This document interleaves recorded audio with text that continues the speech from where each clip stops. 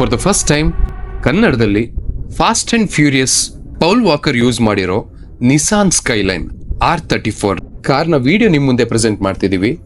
Miss ಮಾಡದೆ ಕೊನೆ ತನಕ ನೋಡಿ.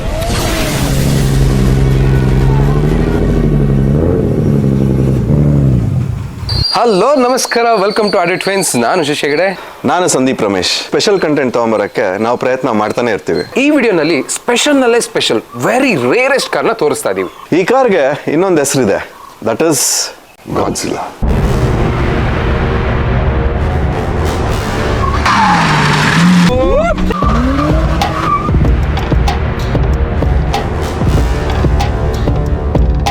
ಈಗ ನಮ್ಮ ಜೊತೆ ಇದ್ದಾರೆ ಜಗದೀಶ್ ಗೌಡ ಅವರು. ಇವ್ರದ್ದು ನಮ್ಮದು ಫ್ರೆಂಡ್ಶಿಪ್ಪು ಸುಮಾರು ಒಂದು 2.5-3 ವರ್ಷ. ನಮ್ಮದು ಒಂದು RXZ ಬೈಕ್ ಇತ್ತು, ಸೊ ಅದನ್ನು ತೊಗೊಂಡು ಅವ್ರ ಕಲೆಕ್ಷನ್ಗೆ ಆ್ಯಡ್ ಮಾಡ್ಕೊಂಡಿದ್ದಾರೆ. So welcome to our channel sir. Thank you. So ಇವರಿಗೆ ಕಾರ್ ಪ್ಯಾಷನ್ ಮಾತ್ರ ಅಲ್ಲ, ಅದ್ರ ಜೊತೆಗೆ ಅದ್ರ ಮೆಕ್ಯಾನಿಸಮ್ ಮಾಡೋದು ಕೂಡ ಗೊತ್ತು. One and only piece in Karnataka. ಇವ್ರ ಹತ್ರ ಇದೊಂದೇ ಕಾರ್ ಅಲ್ಲದೆ ಇನ್ನೂ ಹಲವಾರು ಕಲೆಕ್ಷನ್ಸ್ ಇದೆ.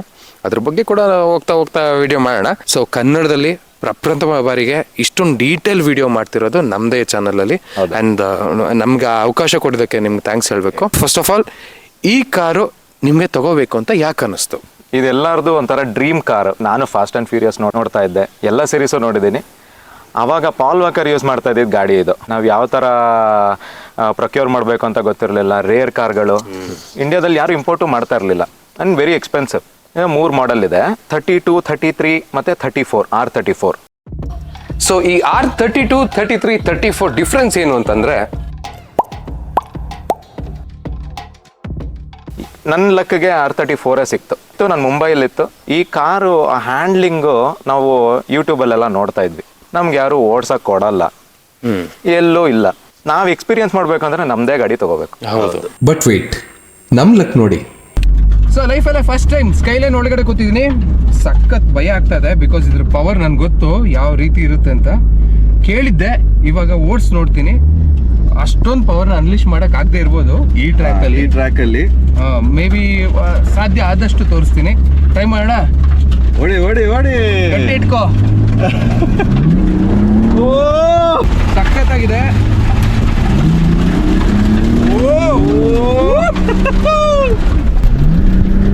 ಏನ್ ಗಾಡಿ ಇವರು, ಇದು ನೋಡ್ತಾ ಇದ್ದೀರಾ? I'll try now.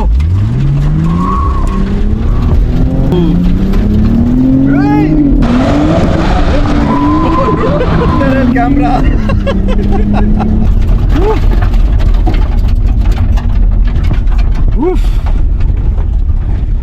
Super. So ನಾನು ಓಡಿಸಿ ನೋಡಿದೆ. ಆ್ಯಕ್ಚುಲಿ ನಾನು ಆನ್ ರೋಡು ಟ್ರೈ ಮಾಡಿದ್ದೆ ಓಡಿಸಿ.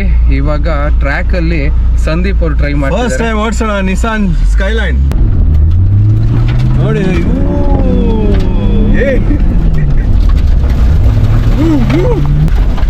Feel the grip man. not here.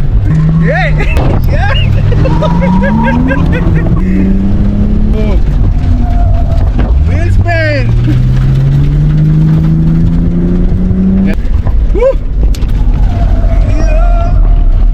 Oh, super.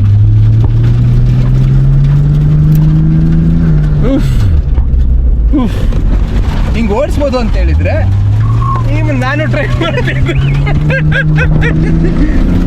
ಈ ಟ್ರ್ಯಾಕ್ ಇದೆಯಲ್ಲ, ಬ್ಯೂಟಿಫುಲ್ ಟ್ರ್ಯಾಕ್ ಇದು.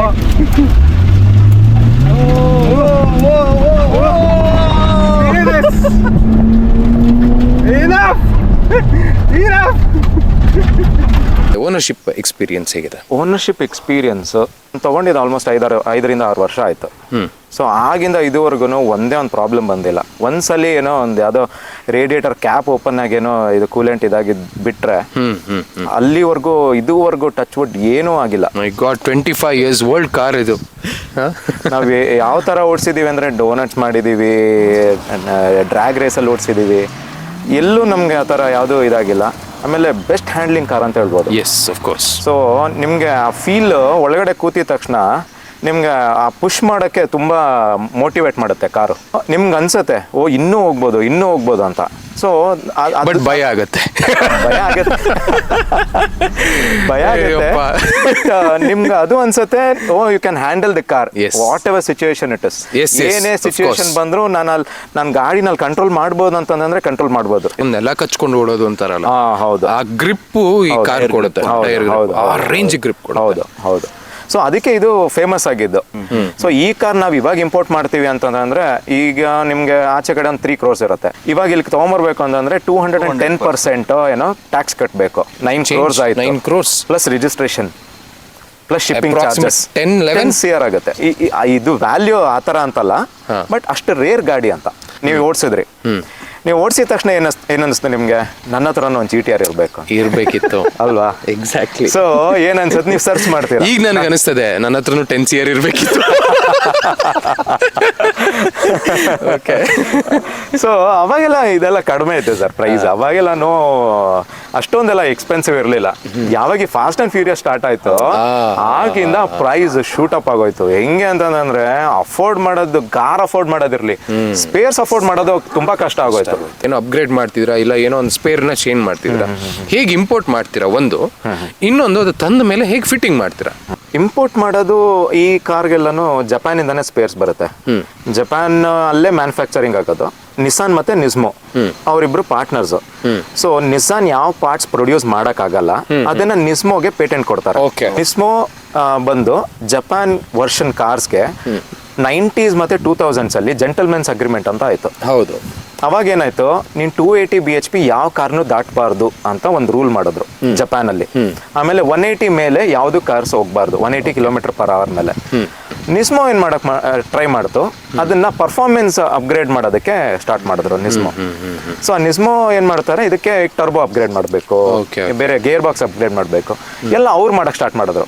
ಅವಾಗ ಟ್ರೂ ಪೊಟೆನ್ಶಿಯಲ್ಸ್ ಈ ಕಾರ್ಗಳದ್ದು ಗೊತ್ತಾಗಿದ್ದು. ಸೊ ದಟ್ಸ್ ವೈ ಇಲ್ಲಿ ಇದರಲ್ಲಿ 180 ತನಕ ಮೀಟರ್ ಅಲ್ಲಿ ತೋರಿಸುತ್ತೆ, 180 ಹಿಂಗ್ ಸೊ ಅದು ಯಾವಾಗೂ ಕ್ರಾಸ್ ಆಗ್ಬಿಟ್ಟಿರುತ್ತೆ. ಬಟ್ ಅದು ಆಕ್ಚುಲ್ ಆಗಿ ಅವ್ರು ಹೇಳೋ ಪ್ರಕಾರ 280 ಮಾಡಲ್ಲ, 300+ ಮಾಡುತ್ತೆ. ಬಟ್ ಅವ್ರ ಪೇಪರ್ಸ್ ಅಲ್ಲಿ ಮಾತ್ರ 280 ತೋರಿಸ್ತಾರೆ. ಸೊ ಇವಾಗ ಕಾಮನ್ ಇಂಡಿಯನ್ ಕ್ವಶನ್ಸ್ ಒಂದು ಮಧ್ಯದಲ್ಲೇ ಕೇಳ್ಬಿಡ್ತೀನಿ. ಕಾರ್ ಓನ್ ಮಾಡಿದ್ರಿ, ಕಾರ್ ಸ್ಪೇರ್ ಬಗ್ಗೆ ಮಾತಾಡಿದ್ರಿ, ಮೈಲೇಜ್ ಎಷ್ಟು ಕೊಡುತ್ತೆ ಸರ್ ಇದು? ಮೈಲೇಜ್ ನಾನು ಚೆಕ್ ಮಾಡಿಲ್ಲ. ಓಕೆ, ಚೆಕ್ ಮಾಡೋದಕ್ಕೆ ಆಪ್ಷನ್ ಸಿಗಲ್ಲ ಅನ್ಸುತ್ತೆ. ಓಕೆ, ಅಪ್ರಾಕ್ಸಿಮೇಟ್ ಒಂದು 4 ಅಂತ ಅನ್ಕೊಬೋದಾ? 4 to 5 ಅಂತ? ಒಂದು 5-6 ಮಾಡ್ಬೋದು. ಬೇರೆ ಸ್ಪೇರ್ ತಂದಾಗ ಅದನ್ನ ಇನ್ಸ್ಟಾಲ್ ಹೇಗೆ ಮಾಡ್ತೀರಾ, ಎಲ್ಲಿ ಮಾಡ್ತೀರಾ? ಇನ್ಸ್ಟಾಲ್ ಚಿಕ್ಕ ಪುಟ್ಟ ಎಲ್ಲ ನಾನೇ ಮಾಡ್ಕೊತೀನಿ ಇಲ್ಲೇನೆ ನಮ್ಮ ಗರಾಜಲ್ಲೇನೆ.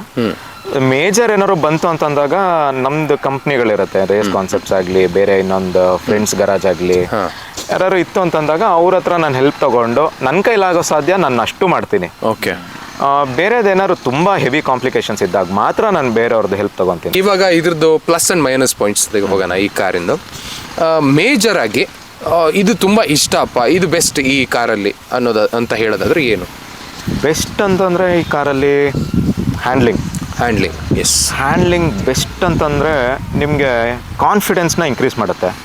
ಯಾವಾಗಲೂ ಪುಷ್ ಮಾಡೋಕ್ಕೆ ಟ್ರೈ ಮಾಡುತ್ತೆ, ನಿಮ್ಮನ್ನ ಪುಷ್ ಮಾಡೋಕ್ಕೆ ಟ್ರೈ ಮಾಡುತ್ತೆ. ವೆಹಿಕಲ್ ನಿಮ್ಮನ್ನು ಕಂಟ್ರೋಲ್ ಮಾಡೋದಕ್ಕಿಂತ ನೀವು ವೆಹಿಕಲ್ನ ಕಂಟ್ರೋಲ್ ಮಾಡೋಕ್ಕೆ ಬಿಡುತ್ತೆ. ಹೌದು. This is all old technology, raw power. ಹೌದು. ಬಟ್ ಒಂದು ಅಷ್ಟೇ ನಾವು ಮೆಚ್ಯೂರ್ಡ್ ಆಗಿ ಅದನ್ನ ಹ್ಯಾಂಡಲ್ ಮಾಡೋದು ಕೂಡ ಕಲ್ತ್ಕೊಂಡಿರ್ಬೇಕು. ನನ್ನ ಹತ್ರ ರಾ ಪವರ್ ಇದೆ ಅಂದ್ಬಿಟ್ಟು ನಾವು ಅದನ್ನ ರೋಡಲ್ಲಿ, ಪಬ್ಲಿಕ್ ರೋಡಲ್ಲಾಗಲಿ ಇದರಲ್ಲಾಗಲಿ ಯೂಸ್ ಮಾಡ್ಬಾರ್ದು. ಅದಕ್ಕಿಂತ ರೇಸ್ ಟ್ರ್ಯಾಕ್ಗಳಿದೆ, ಕ್ಲೋಸ್ಡ್ ಸರ್ಕಿಟ್ಗಳು ಇದೆ, ಅದಕ್ಕಿಂತ ಇವೆಂಟ್ಸ್ ಆರ್ಗನೈಸ್ ಮಾಡ್ತಾರೆ. ಆ ಥರ ಇವೆಂಟ್ಸ್ ಅಲ್ಲಿ ಓಡಿಸಿ ಪಬ್ಲಿಕ್ ಪ್ರಾಬ್ಲಮ್ ಮಾಡಬಾರ್ದು ಯಾವುದೇ ಕಾರಣಕ್ಕೂ. ಎಕ್ಸಾಕ್ಟ್ಲಿ. ನೆಕ್ಸ್ಟ್ ಪಾಯಿಂಟ್ ಏನಂದ್ರೆ ಪ್ರಾಕ್ಟಿಕ್ಯಾಲಿಟಿ. ನಾನು ಹೇಳ್ದಂಗೆ ಇಂಜಿನ್ ಯಾವತ್ತು ಇದುವರೆಗೂ ಏನೂ ಪ್ರಾಬ್ಲಮ್ ಕೊಟ್ಟಿಲ್ಲ. ಓವರ್ ಇಂಜಿನಿಯರ್ಡ್ ಅಂತ ಹೇಳ್ಬೋದು ಇಂಜಿನ್ಸ್ ಆಗಲಿ ಇದಾಗಲಿ. ಆಮೇಲೆ ಸ್ಪೇರ್ಸು ಎಕ್ಸ್ಪೆನ್ಸಿವ್ ಇರ್ಬೋದು, ಬಟ್ ನೀವು ಒರಿಜಿನಲ್ ಹಾಕಿದಾಗ ಎಷ್ಟು ಕಿಲೋಮೀಟರ್, ಇವಾಗ ಕಂಪ್ನಿ ಸ್ಪೆಕ್ಕಿಂದ ನೀವು 50,000 ಕಿಲೋಮೀಟರ್ ನೀವು ಬ್ರೇಕ್ ಪ್ಯಾಡ್ಸ್ ಓಡಿಸ್ಬೋದು ಅಂತಂದ್ರೆ 50,000 ಬಂದೇ ಬರುತ್ತೆ. ಬಟ್ ನೀವು ಒರಿಜಿನಲ್ ಹಾಕ್ಬೇಕು. ಓಕೆ. ನೆಗೆಟಿವ್ ಪಾಯಿಂಟ್ ನಾನೇ ಕೇಳಲ್ಲ, ಬಿಕಾಸ್ ಅದರಲ್ಲಿ ಇಲ್ಲ ನೆಗೆಟಿವ್ ಪಾಯಿಂಟ್. ನಾನು ಸರ್ಚ್ ಮಾಡಿದೆ, ಯೋಚನೆ ಮಾಡಿದೆ ಇದು ನೆಗೆಟಿವ್ ಆಗಿರ್ಬೋದಾ ಅಂತ, ಬಟ್ ಇಲ್ಲ. ಆ್ಯಂಡ್ 25 years ಓಲ್ಡ್ ಅಂತ ದೇವ್ರಾಣೆ ಫೀಲ್ ಆಗಲ್ಲ. ಬಿಲ್ಡ್ ಕ್ವಾಲಿಟಿ ತುಂಬ ಚೆನ್ನಾಗಿದೆ. ತುಂಬ ಆ ಚೆನ್ನಾಗಿ ಮೆಟಲ್ ಕ್ವಾಲಿಟಿ ಆಗಲಿ, ಥಿಕ್ನೆಸ್ ಆಗಲಿ, Yes. ಇವಾಗ ನೀವು ಹೇಳಿದ್ರಿ ಯಾವುದೋ ವೆಹಿಕಲ್ ಪಾಸ್ ಆದರೆ ಇದು ಶೇಕ್ ಆಗಲ್ಲ ಅಂತ. ಆಗಿನ metal quality is different.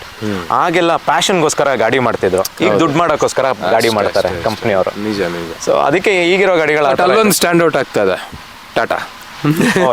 That is We should appreciate, ಯಾಕೆಂದ್ರೆ ಆ quality and even ಮಹೀಂದ್ರ ಕೂಡ.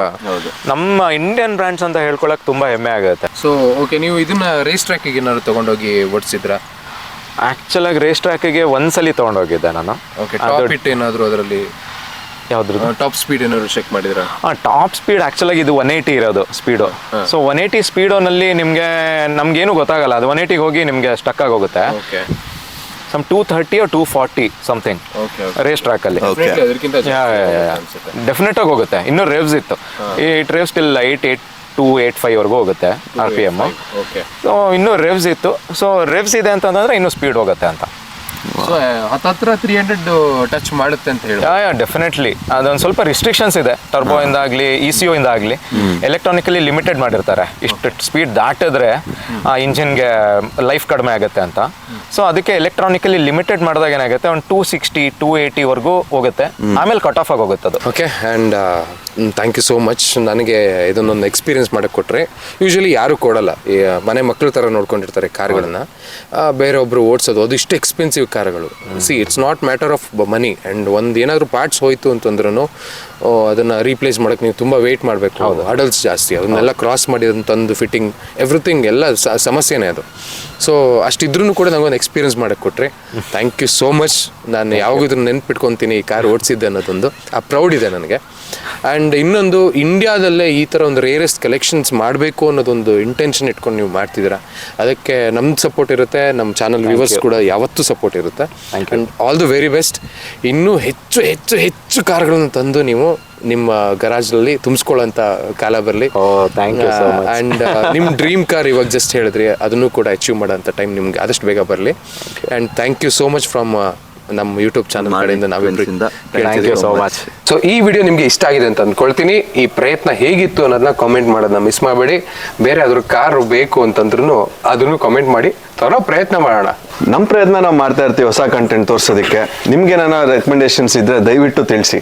ಎಸ್, ಈ ವಿಡಿಯೋ ಇಷ್ಟ ಆಗಿದ್ರೆ ಲೈಕು, ಶೇರು, ಸಬ್ಸ್ಕ್ರೈಬ್ ಮಾಡೋದನ್ನ ಮರಿಬೇಡಿ. Thank you so much. ಮತ್ತೆ ನಮ್ಮ ಚಾನಲ್ನ ವಿಸಿಟ್ ಮಾಡ್ತಾರೆ. ಬಾಯ್.